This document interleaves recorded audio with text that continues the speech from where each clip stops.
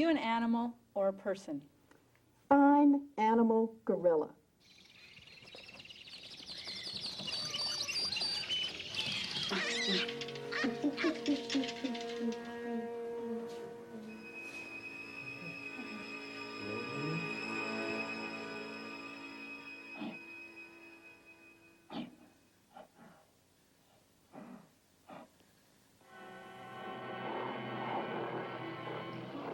Now I can change a man into a gorilla. A man to a gorilla.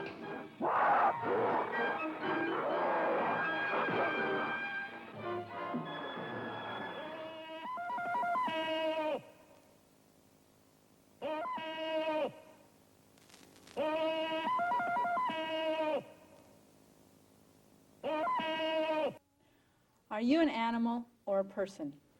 Fine animal gorilla. The words we just heard were spoken by the gorilla Coco to the human being Penny Patterson. Let's look at those words from the point of view of the way a world looks to a culture critic. And let's take culture apart like these balls of yarn. First, I'd like to explain the principle that I use in looking at the production of modern culture. It seems to me the cultural critic is faced by a world that looks very much like tangled balls of yarn.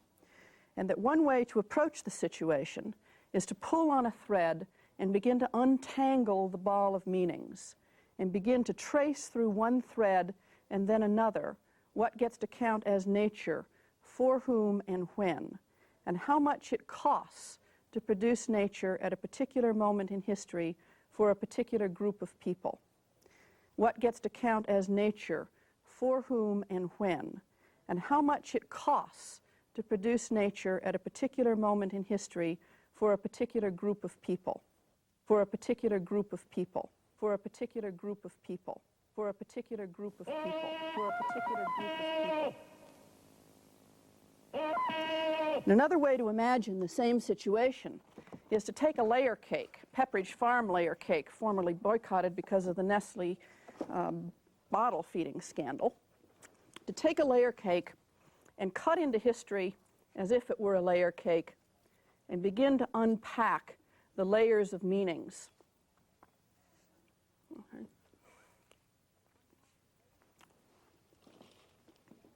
Unpack the layers of meanings of all of the pleasures and all of the problems that these layers of meanings produce for the historian and the culture critic. So let's go back to Penny Patterson and Coco and the problem of the talking gorillas and the talking chimpanzees in the first world in this mythic time called the late 20th century. And let's do it by looking at some covers of the National Geographic magazine that presented Coco to an American public in the 1970s. The first cover of a National Geographic magazine we see is Coco the gorilla taking a picture of herself in the mirror with a Japanese camera. And what we see is the gorilla with the attribute of self-reflection, self-vision. The gorilla with a Japanese tourist camera sees herself in the mirror and takes her own picture. She's in charge of her own image. She represents universal man. The next picture we see in the National Geographic magazine is Coco the gorilla with the kitten in her arms. Coco herself with a pet. Coco again is universal man who names the animals. There's a wonderful story associated with Coco and the kitten.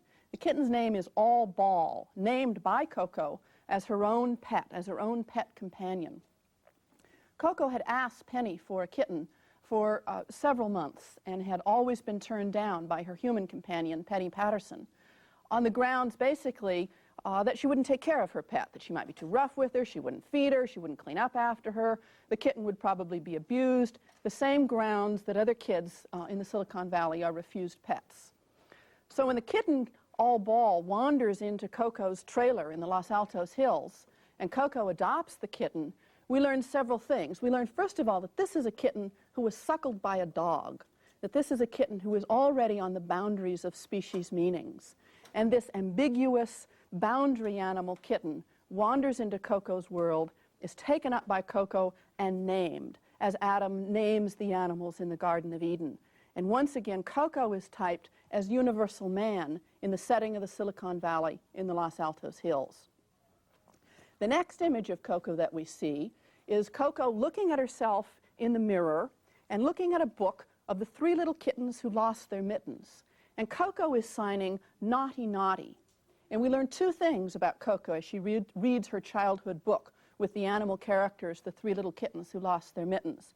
We learn first that Coco engages in moral discourse, that she knows the difference between good behavior and naughty behavior, and that the other animals represent themselves to Coco just as they do to human children. That Coco reads the book of nature as a question of natural and sacred history, that Coco engages in moral discourse, and again has the signs of universal man. And so we have two of the strands, self-reflection, naming the animals, and the third sign, moral discourse. American Sign Language is a human language. Disabled people who speak American Sign Language, who communicate with this language, have pointed out the power relationships in which that language is situated at the boundary between nature and culture, so that the traffic across nature and culture for late 20th century first world people in the United States is mediated through a language of the disabled, and so that the markings of universal man in turn are mediated through an animal, a primate, Coco, who signifies not a female adolescent gorilla or a particular animal at a particular place in a particular history, but rather the animal represents universal man. You could talk to the animals, could you justify your reasons? Okay, first, can you tell me about what you see? Can you tell me a little about that? What do you see? Margie, trouble! Wait a minute. I've got to see if there's someone in here that looks like Margie. Just a minute. Well, there's a monkey swimming on this one. Just be patient. Be patient. I have to look. Penny wants to. Well, there's a girl that looks like Margie. Yes, there's a girl feeding a monkey, and she looks a bit like Margie.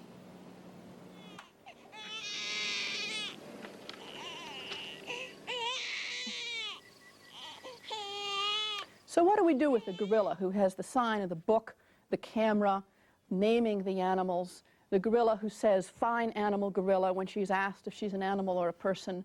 Who is this universal man who is separated from every history? Well, first of all, Coco the gorilla is born in the San Francisco Zoo. How does she come to be the companion of the psychology graduate student at Stanford, Penny Patterson? And how is it that Penny Patterson gets to keep her? One of the first things to remember is that zoos are able to have these endangered animals only if they somehow get themselves involved in helping these animals to reproduce, in the reproductive politics that are part of conservation politics.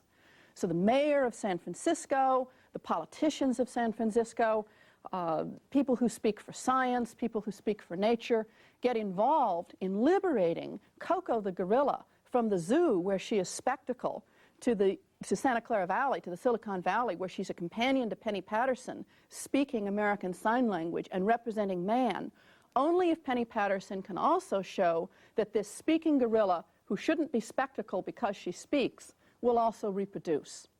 So Penny Patterson and her allies buy Michael, another gorilla kidnapped from the wild, who was also taught American Sign Language and who was kept as a consort for Penny, that she would grow up and have a speaking consort, be removed from spectacle in the San Francisco Zoo, and in a speaking reproductive politics, reproduce in the arena of science.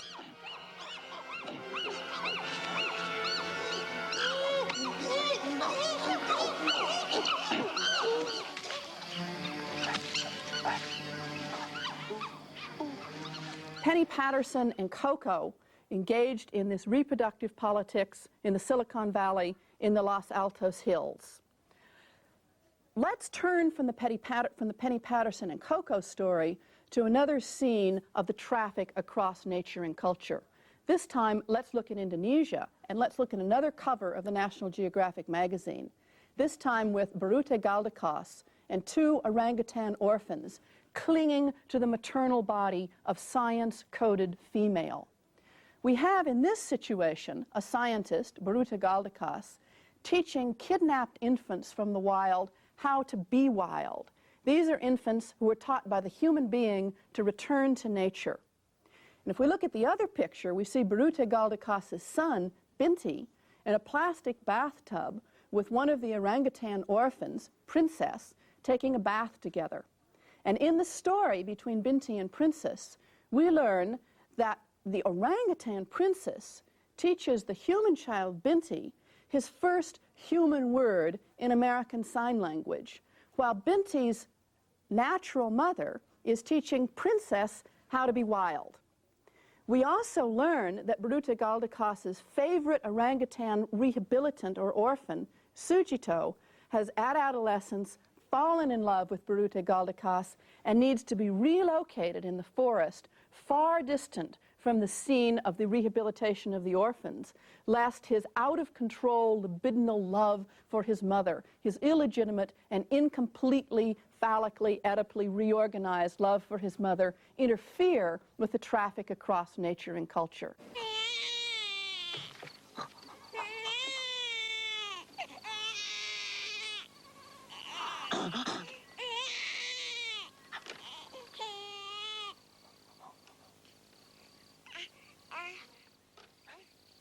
Images of the traffic across that sacred boundary between nature and culture abound. For example, we have here in a narrative history of the portrait in photography, a family, a middle-class American family at the zoo for an afternoon.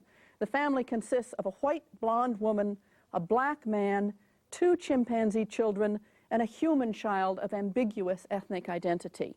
This is the kind of species racial recoding that we find in modern American culture. We have also a greeting card of this strange 1950s television family, the unmarried couple, Tarzan and Jane, their adopted child, Boy, and their strange chimpanzee daughter. We have this family that exists at the boundary between nature and culture, and we need to ask why these boundary objects and why this particular moment in history. This particular moment in history deals with 2 particularly important world-changing events. One of them is decolonization and the achievement of national independence all over the Third World, and the second is multinationalism and the reorganization of nature in a multinational system of production in the post-World War II moment. Race, sex, and class are recoded on the boundaries between nature and culture. So let's leave the Los Altos Hills, the Silicon Valley, the San Francisco Zoo. Let's leave these first world spaces where Penny and Coco engaged in a narrative about universal man, surrogacy, and rehabilitation. And let's go to a strange mythic space called the wilds of Tanzania. And let's go there with the National Geographic magazine.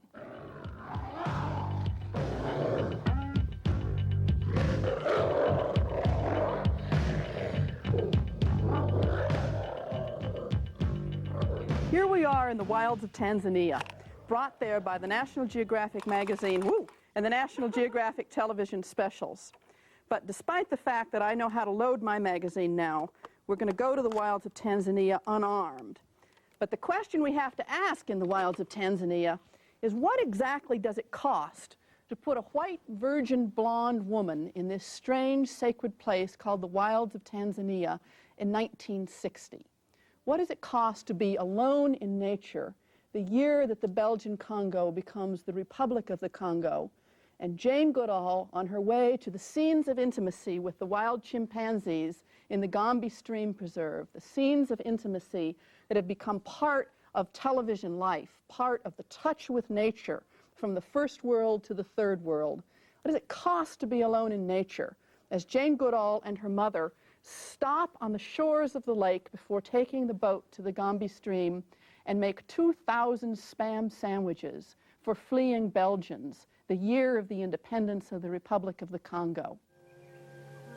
For most, this would be a lonely, forbidding realm. But for Jane Goodall, it was where she most wanted to be. During my first days at Gombe, I could hardly believe it was true. At last, I was out in the wild. Understanding is everything. The Sun and Earth logo of the Gulf Corporation, one of the Seven Sisters, of course, and I like to think of this particular unraveling and cultural commentary on what gets to count as nature, as the nature of gender for the Seven Sisters. One of the Seven Sisters, the Gulf Oil Corporation, is bringing us Jane Goodall alone in this extraordinary space called the wilds of Tanzania. Well, when can woman best represent man is one of the first questions we have here. What we have in this advertisement is the leathery hand of the animal reaching in and initiating touch from the region of nature. The animal initiates touch as the white, virgin human hand reaches in to receive the touch of the animal at precisely the historical moment that white man is expelled from the wilds of Tanzania, from the heart of Africa, at precisely the moment that white man is no longer welcome as the colonizers in Africa. Race, recoded onto the animal, reaches out and touches a woman who is coded as scientist, but coded as Dr. Goodall only after she's first coded as Jane. The animal reaches out, touch is established, and the woman exits from the touch as Dr. Goodall. Then we see Jane Goodall on the top of a mountain, a young virgin white woman coded as self-sufficient, a very strange state in a regime of compulsory heterosexuality, a very strange state to code a young virgin woman as self-sufficient and complete unto herself. We see her on the top of a mountain, waiting for dawn's first light, waiting to see the chimpanzees across the chasm on the other side of the valley. We see her pulling a blanket around herself. We hear voiceover, Jane Goodall's voiceover about her self-sufficiency, about her loneliness, about her seeking this pure touch with nature. And all of a sudden, there's a tiny little intervening sign in the picture that disrupts the entire thing. The tiny little thread that we pull apart is a can of pork and beans. Jane Goodall is eating a can of pork and beans, alone on the mountain. Now, anyone who has even heard of the Civil War will remember how armor made his fortunes, how the canning industries grew out of the Civil War, how the history of industrial capitalism, how the history of the canning industry, the history of standardization in war, the history of the possibility of sustaining the particular penetration into nature that the breakup of the African continent by the European colonial powers in the 19th century, that's what's coded into that can of pork and beans that sustains Jane Goodall on her mountain late at night while she's waiting for first sight of the animals who will come to her in the morning.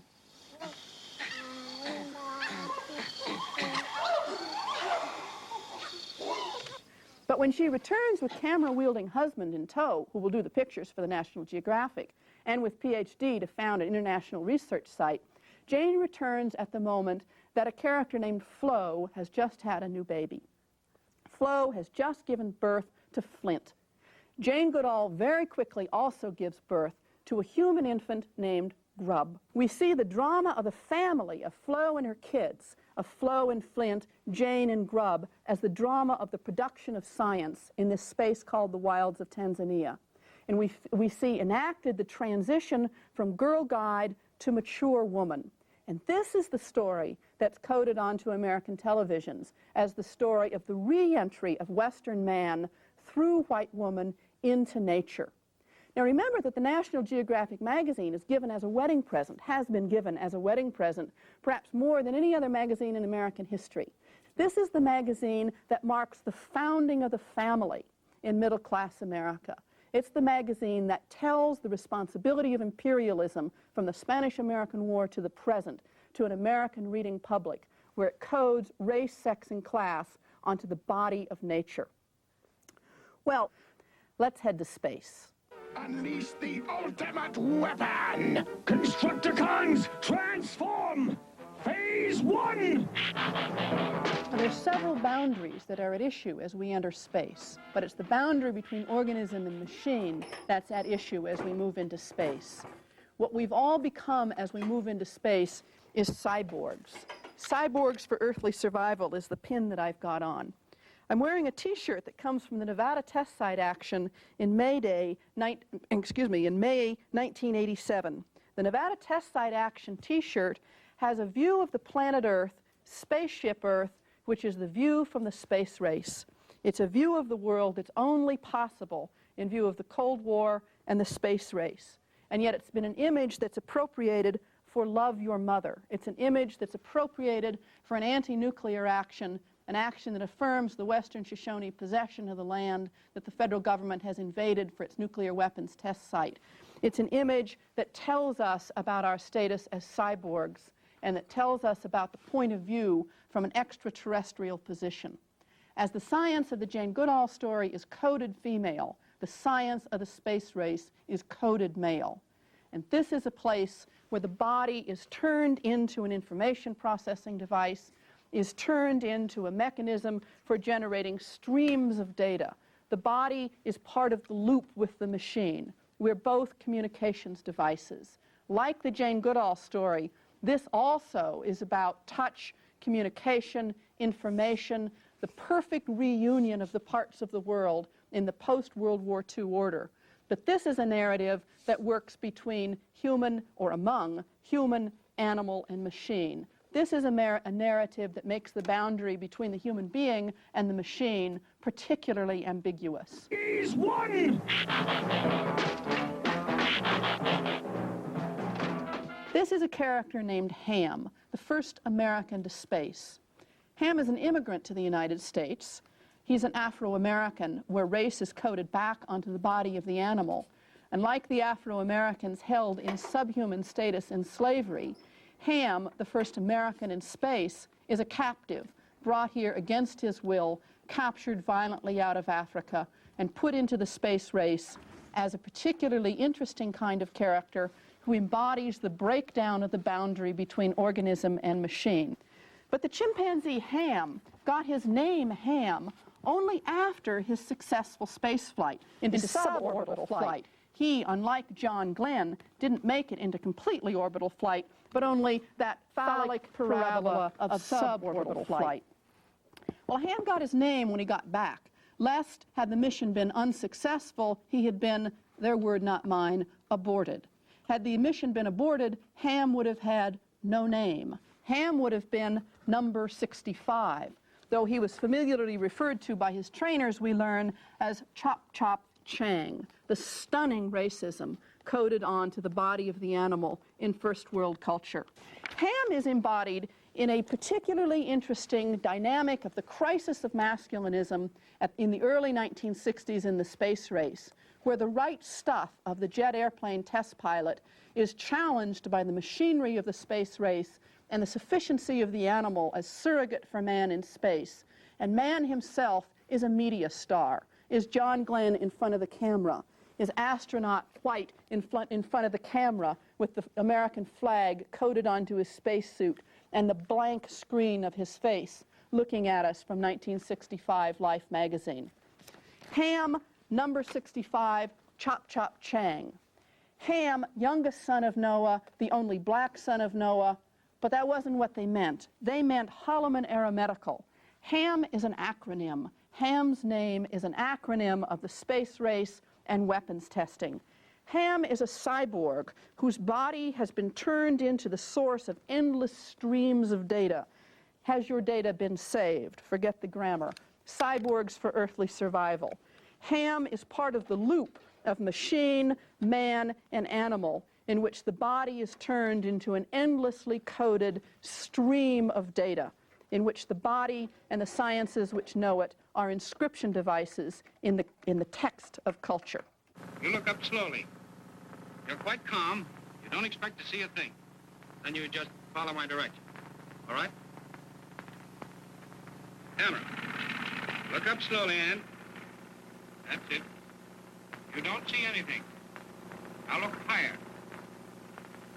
Still higher. Now you see it. You're amazed. You can't believe it. Your eyes open wider. It's horrible, Ann, but you can't look away. There's no chance for you, Ann. No escape. What do you think she's really going to see? In his book, The Name of the Rose, Umberto Eco has the character Jorge, the old librarian who wants to suppress the text, the lost text of Aristotle on the rhetoric of humor, say to William, the man who's trying to uncover the murders in the monastery, the following. If the rhetoric of conviction were to be replaced by the rhetoric of mockery, if the topics of the patient construction of the images of redemption were to be replaced by the topics of the impatient dismantling and upsetting of every holy and venerable image, oh, on that day, even you, William, and all your knowledge would be swept away. Well, the question that confronts us as we leave the wilds of Tanzania and the extraterrestrial and mythic regions of space, the Silicon Valley and the Los Altos Hills, the question confronts us of what oppositional politics look like. And the first principle that it seems to me we have to learn is that reversal won't work. The card at first struck me as extremely funny and a perfect reversal of the King Kong story.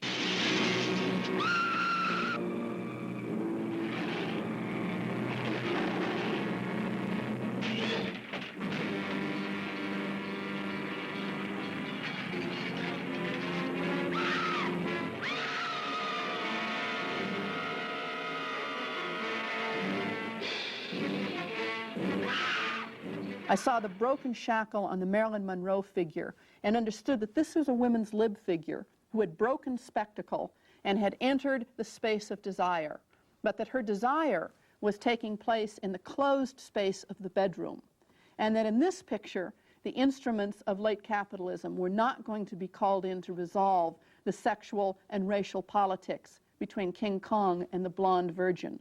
The cruise missile won't enter this bedroom as the airplane shot Kong off of that symbol of monopoly capital, the Empire State Building. The silverback gorilla is pulling the blanket up, pursing his lips in a kind of fear and astonishment. And the King Kong figure very quickly comes across to us as a feminized black man, indeed as a black queen. And the tones of homophobia begin to emerge from the image of the Hallmark card.